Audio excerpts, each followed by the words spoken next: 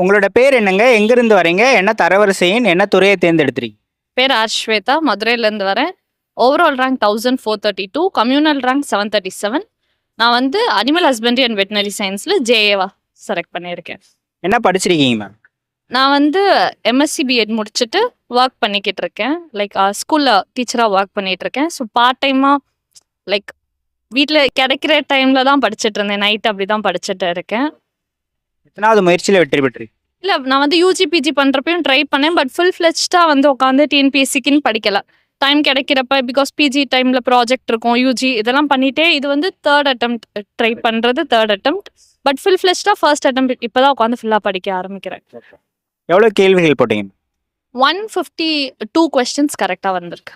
TNPSC படிக்க வந்த பிறகு என்ன படிக்கணும், எங்கேருந்து படிக்கணும், எப்படி படிக்கணும்லாம் தெரிஞ்சுக்க எவ்வளோ நாட்கள் எடுத்துக்கிச்சு உங்களுக்கு? எனக்கு ஒரு கிளியர் ஓவரால் ஐடியா வர ஃபர்ஸ்ட் எக்ஸாம் நான் எழுதுனது வந்து ஜஸ்ட் எதுவுமே தெரியாமல் பேஸாக 2019 எழுதுனேன். அதுக்கப்புறம் தான் வந்து மார்க் ஓரளவு நல்லா வந்திருக்கேன்னு எனக்கு அது ஒரு ஒன் இயர் லைக் ப்ராக்டிஸ் தான். நம்மளா தேடி தெரிஞ்சுக்கிட்டா நிறைய ப்ராக்டிஸ் பண்ண தான் அது தெரிய வரும். தமிழ் எந்த மாதிரி படிச்சீங்கன்னு சொல்லுங்க மேம். தமிழுக்கு என்ன மாதிரி படிக்கணும், நீங்கள் எப்படி படிச்சீங்க? எனக்கு வந்து தமிழ் ரொம்ப பிடிக்கும். ஸோ தமிழ் வந்து நான் first 6th to 10th books முடித்தேன். 11th 12th புக்ஸ் முடிக்க சொன்னாங்க. பட் நான் அதில் இம்பார்ட்டன்ட் கீ பாயிண்ட்ஸ் தான் பார்த்தேன். ஏன்னா எனக்கு டைம் இல்லை அப்படின்னு சொல்லிட்டு. அப்புறம் வந்து தமிழுக்கு வந்து நான் வந்து சுரேஷ் ஐஎஸ் அகாடமியில் டெஸ்ட் பேட்ச் போட்டிருந்தேன். அது ரொம்ப யூஸ்ஃபுல்லாக இருந்தது. ஸோ தமிழுக்கு வந்து ஸ்கூல் புக்ஸ் மட்டும் தான் ரொம்ப பேசிஸாக வச்சு அதை மட்டும் தான் ரொம்ப பேஸாக பண்ணேன். அப்புறம் வந்து சிற்பிலெல்லாம் புக் வாங்கி கொஞ்சம் ரெஃபர் பண்ணி திருக்குறளுக்கு பிகாஸ் நமக்கு கன்சைஸாக ஒரு மெட்டீரியல் இருந்தால் நல்லாயிருக்கும், அது பார்த்தேன். அப்புறம் வெராண்டா ரேஸில் வந்து அதிபர் ஜீவா அப்படின்னு சொல்லிட்டு அவங்க வந்து தமிழ் கொஸ்டின்ஸ் நிறைய இது பண்ணுவாங்க. ஸோ வந்து போர் அடிக்கிறப்ப ஒரு 50 கொஸ்டின்ஸ் அதை டேலி மாதிரி போட்டு அப்படி போட்டு பார்ப்பேன். ரெகுலராக தமிழ் டெஸ்ட் அட்டென்ட் பண்ணிக்கிட்டே இருந்தேன். பிகாஸ் தமிழ் நம்ம என்னதான் நல்லா படிச்சிருந்தாலும் நிறைய மிஸ்டேக்ஸ் விட சான்சஸ் இருக்குது. ஸோ தமிழில் நிறைய கொஸ்டின்ஸ் எனக்கு வந்திருந்தது. ஒரு 85+ கொஸ்டின்ஸ் வந்துருந்துச்சு. ஸோ அது தமிழ் தான் எனக்கு காப்பாற்றி விட்டுச்சு.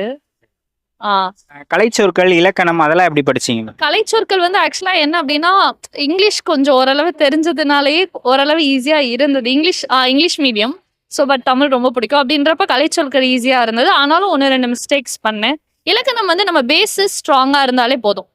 பிகாஸ் நம்ம மொட்டமான பாடம் புரிஞ்சு படிச்சது வந்து எனக்கு ரொம்ப இந்த டைம் ஹெல்ப்ஃபுல்லா இருந்தது. ஏன்னா பேப்பர் எவ்வளோ கஷ்டமா இருந்தாலுமே புரிஞ்சு படிச்சது ரொம்ப ஹெல்ப்ஃபுல்லா இருந்தது. மேக்ஸ் எந்த மாதிரி படிச்சீங்க? வந்து நான் லைக் ஃபுல் கிரெடிட்ஸ் வந்து டிஎன்பிஎஸ்சியில் வெராண்டா ரேஸில் வந்து சுபாவித் வைவா அப்படின்னு சொல்லிட்டு சுபா ராஜான்னு ஒரு சார், அவரோட வீடியோ வந்து நான் லாஸ்ட் குரூப் 4க்கும் பார்த்தேன். அப்போ வந்து நான் 25க்கு 21 எடுத்தேன். இந்த டைம் 25க்கு 23 27 கொஸ்டின்ஸ்ன்னு நினைக்கிறேன். 25 கிட்ட நிறைய எடுத்தது அவரோட தான். பிகாஸ் ஒரு பேசிஸாக இருக்கட்டும் எல்லாமே வந்து ரொம்ப கிளியர் கட்டாக. ஏன்னா டெய்லி என்னவா இருந்தாலுமே வந்து அந்த 1 hour அந்த வீடியோ வந்து நான் டவுன்லோட் பண்ணி வச்சுட்டு பார்த்துருவேன் வந்து. ஸோ ரெகுலராக வந்து இருந்துச்சு அப்படின்னா அது ரொம்ப ஹெல்ப்ஃபுல்லாக இருந்தது. எனக்கு மேக்ஸ் வந்து ஃபுல்லாக அது மட்டும் தான் நான் பார்த்தேனே தவிர்த்து வேறு எதுவுமே பார்க்கல. ஜிஎஸ்ல 6 யூனிட்ஸ் இருக்கு. ஜிஎஸ் எந்த மாதிரி படிச்சீங்கன்னு சொல்லுங்க. ஜிஎஸ்ல வந்து பாலிட்டி கவர் எனக்கு வந்து தமிழ் மேக்ஸ் படிக்கிறதுக்கே டைம் கரெக்டாக இருந்தது. பிகாஸ் ஸ்கூல் முடிச்சுட்டு வந்துட்டு ரெகுலராக தமிழ் மேக்ஸ் படிச்சுட்டு இருந்தேன். ஜிஎஸ்ல பாலிட்டி முடித்தேன். அப்புறம் வந்து ஓரளவு ஸ்கூல் புக்ஸில் இம்பார்ட்டன்ட் டாபிக்ஸ் இருக்கும் பார்த்தீங்களா, ஐஎன்எம், பாலிட்டி, அப்புறம் வந்து யூனிட் 9, 8 அது எல்லாமே வந்து ஓரளவுக்கு வீடியோஸ் பார்த்து அப்படி தான் படித்தேன். உங்களுக்கு எவ்வளோ நேரம் டைம் இருக்கும் நீங்கள் ஒரு ஸ்கூல் போயிட்டு வந்துன்னா படிக்கிறது? ஆக்சுவலாக எனக்கு டைம் வந்து இருக்கிறதுக்கு ரீசன் வந்து வீடு தான். மெயினாக வந்து ஃபேமிலி சப்போர்ட் இல்லைன்னா நான் இந்த நிலைமைக்கு வந்திருக்கவே மாட்டேன். பிகாஸ் என்னதான் ஒர்க் பண்ணாலுமே வந்து வீட்டில் அம்மா தான் ஃபுல் அண்ட் ஃபுல் ஒர்க் பார்ப்பாங்க. லைக் எனக்கு எல்லா ஒர்க்குமே அம்மா தான் பார்த்துருவாங்க. நான் போவேன், ஈவினிங் வந்து ஸ்கூல் முடிச்சுட்டு போய் டியூஷனில் கொஞ்சம் நேரம் பார்ப்பேன். அதுவுமே எனக்கு டியூஷன் எடுத்ததும் கொஞ்சம் ஹெல்ப்ஃபுல்லாக இருந்தது பசங்களுக்கு. அதுலேயுமே உட்காந்து டெஸ்ட்லாம் போட்டெல்லாம் பார்ப்பேன். ஸோ டியூஷன் முடிச்சுட்டு வந்து ஒரு 8 to நைட்டு தான் படிக்க ஆரம்பிப்பேன். சம்டைம்ஸ் அது ரெகுலராகவும் பண்ண முடியாது பிகாஸ் ஒர்க் போயிட்டு வரதுனால. அப்போ ஒரு 8 to 11:30, 12 அப்படின்றப்ப தான். அண்ட் வந்து வீட்டில் அம்மா மட்டும் இல்லை, அம்மா மாமா ஆக்சுவலாக வந்து அம்மா வந்து அப்பா இல்லாமல் தான் வந்து ரைஸ் பண்ணுறாங்க. சிங்கிள் பேரண்ட் தான். அம்மா வீட்டு சைடு தான் ரொம்ப பெரிய சப்போர்ட். ஸோ மாமா, சித்தி, சித்தப்பா, இன்னொரு மாமா, அத்தை இவங்க எல்லாரும் தான் ஓவரால் சப்போர்ட். அண்ட் வந்து எனக்கு எப்பயுமே வந்து என்கரேஜ் பண்ணிக்கிட்டே தான் இருந்தாங்க. நான் வந்து ஸ்கூல் செலக்ட் பண்ணப்போ எனக்கு வீட்டில் என்ன சொன்னாங்கன்னா, ஏன் ப்ரைவேட் ஜாப் போகிற, நீ உட்காந்து கவர்மெண்ட் ஜாப் படி, சேலரி பக்கம் ஓடாதுன்னு சொன்னாங்க. ஸோ வந்து நமக்கு ஒரு சப்போர்ட்டிவ் ஃபேமிலி இருந்தது அப்படின்னா அது ரொம்ப அட்வான்டேஜ். அந்த டைம் வந்து எனக்கு மேரேஜ் வேற ஃபிக்ஸ் பண்ண டைம்.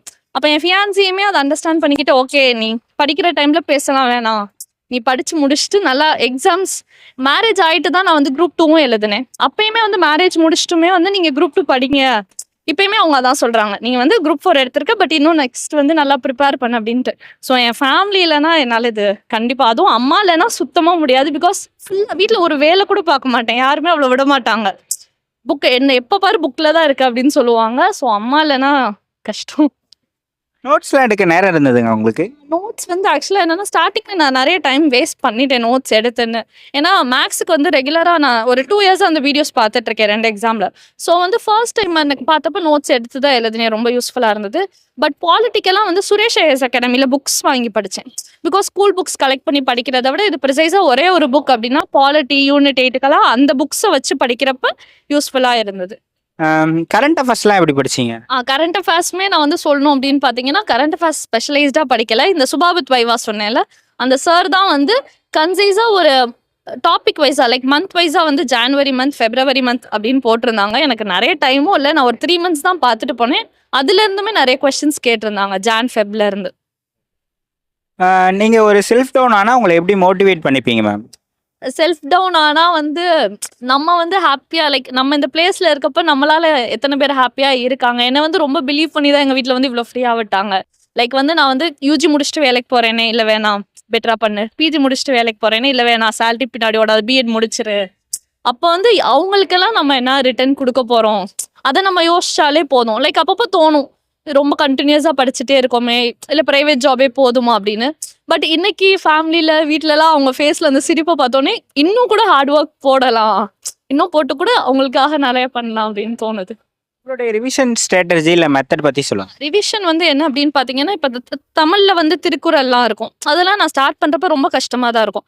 பட் ரெகுலரா வந்து சிலது வந்து ரிவைஸ் பண்ணிட்டே தான் இருப்பேன். அண்ட் வீக்லி ஒன்ஸ் வந்து மேக்ஸிமம் வந்து என்னென்ன நான் படிக்கிறேனோ ஓரளவு அதை கோத்ரூவாது பண்ண பார்ப்பேன். தமிழ் வந்து 6 to 10 வந்து கிளியரா முடிச்சிருந்தது எனக்கு ரொம்ப ஹெல்ப்ஃபுல்லா இருந்தது.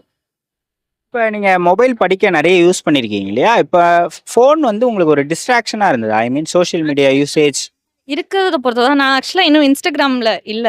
நான் இருந்தேன் லைக் 2020, 19 அந்த டைம்ல இருந்தேன். அதுக்கப்புறம் இல்ல. நான் வந்து ஒரு எக்ஸாம் ட்ரை பண்ணிட்டு அப்புறம் தான் இன்ஸ்டா வரணும் அப்படின்றதெல்லாம் இருந்தேன். எங்க வீட்ல தங்கச்சிலாம் கூட சொல்லுவா, சும்மா வா பரவாயில்ல அப்படின்னு. ஸோ வந்து எனக்கு ப்ரொடக்டிவா யூஸ் பண்ணலாம். ஆனா நான் யூடியூப்லேயே நிறைய டைம் வேஸ்ட் பண்ணிட்டுலாம் இருந்தேன். ஸோ அந்த டைம்ல என்ன பண்ணேன்னா, நம்ம தேவையில்லாத அந்த சேனல்ஸ்ல இருந்தாலும் அன்சப்ஸ்கிரைப் பண்ணிட்டு தேவையான சேனல்ஸை மட்டும் சப்ஸ்கிரைப் பண்ணிட்டு அதை மட்டும் பார்த்துக்கணும். அண்ட் ஃபோக்கஸ் மோடுன்னு ஒன்று இருக்கும், அதெல்லாம் ஆன் பண்ணிட்டா நமக்கு நோட்டிஃபிகேஷன்ஸ் வராது.